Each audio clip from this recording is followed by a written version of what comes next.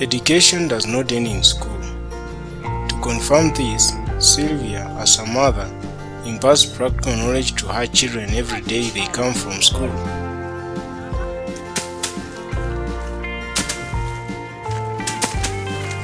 This is crucial to their physical, mental, and intellectual development.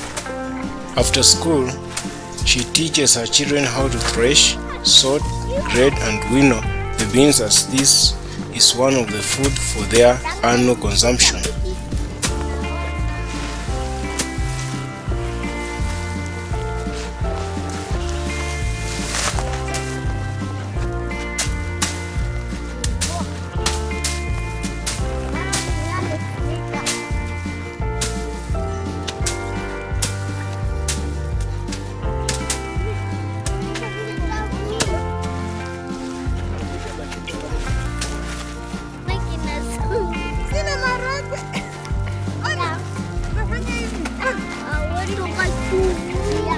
Her grading and sorting skills are quite outstanding.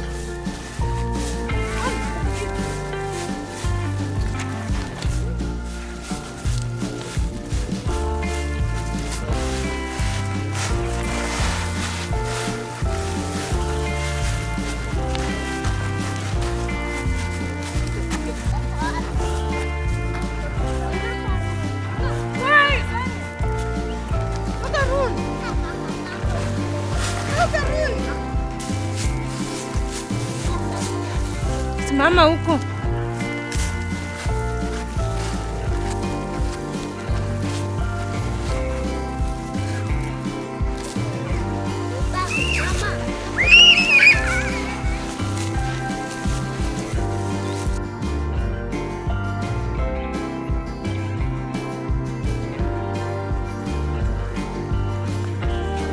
Here, wind is very vital for winnowing to be achieved.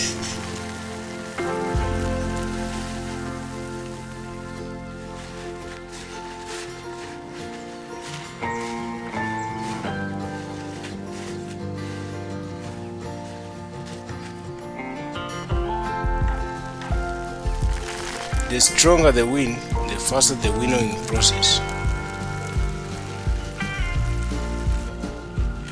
In the process of winnowing, all chaffs and unwanted materials are blown and patched away by the wind, but the remaining few ones are unpicked and thrown away.